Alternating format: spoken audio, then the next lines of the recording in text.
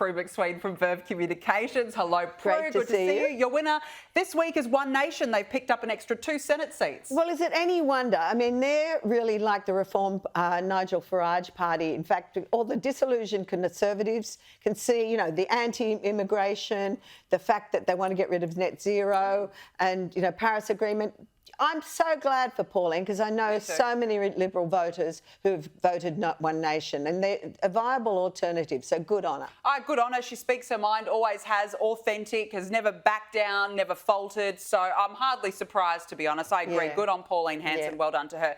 Now, my winner this week is women's sport because transgender netballer, two transgender netball players have been banned from competing in Victorian netball due to their superior stamina and physique. Have a look at one of these videos. Ooh. So look, the Netball League there has taken a stand, and I think good on them because you have to take a stand on this because otherwise it says that men's feelings are more important than women's and men's feelings are more important than a woman's right to a fair and even match. Exactly, but what about all the other sports associations? You know, they're all lagging behind. They're putting women at risk. You know, this is what my biggest beef is, the fairness and the health factor. And, you know, we're just waiting for an accident to happen because it's just not viable. And it's a hollow victory, surely, for these men who are pretending to be women, who are, if they win, well, then what's the victory if your competition is a female? I agree. It's so ridiculous. I maintain this should have been a policy the coalition should have taken to the election that men should not be allowed into women's sports, but sadly they didn't. Now, your loser this week is Zoe Daniel, who is still refusing to concede Goldstein despite this celebration.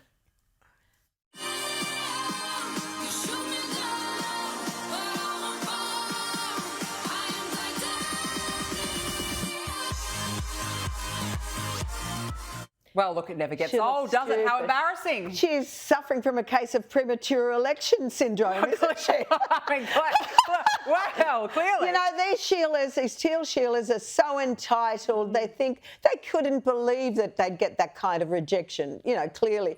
The woman is looking a fool, and I am so glad, and I'm just sorry that, you know, what's going on in Bradfield. I just hope that Bowl doesn't get up as well. Well, before we came on air, it's still back to even Stevens again. Oh. So, I mean, you know, it's very, very close. It's very, very close. But, I mean, that vision is just... it's so embarrassing. Look, it's a shocker. Play it as often as you can. I know. How stupid she is. Keep it on repeat. Keep it on a loop. Put it on Spotify. Now, look, I had to give my loser of the week to Greta Thunberg because guess what, Prue? Guess where she's going on a little trip? She's off to Gaza. In fact, she is sailing to Gaza like it's some sort of idyllic holiday destination. She's sailing there on a humanitarian ship on Sunday to protest what she says is Israel's war on the territory. And I wonder if she'll say this to Hamas.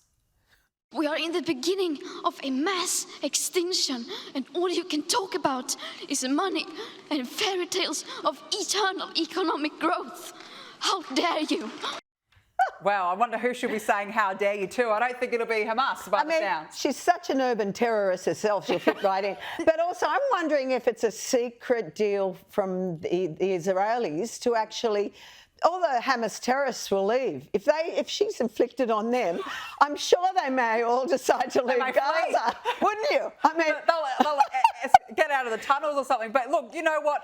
She really is a poor thing. Annoying at all times. You know, her activism is so misplaced at the very best of times. And again, we've got to remember there are hostages. There are still hostages. Has she spoken about the hostages like all the other activists? No. No, exactly. I mean, she's looking for a cause. She's got no other reason to live, clearly. It's very sad. The girl is not well, I don't believe. And I think that in this case, you know, let's just hope she stays over there. I think that would be quite a good thing if she just inflicted herself. Oh, no, you wouldn't do that to the people of Gaza. It's just so cruel. But, well, anyway, you know, look, it's a worry. She's my big loser of this week. Prue MacSween, thanks for joining me.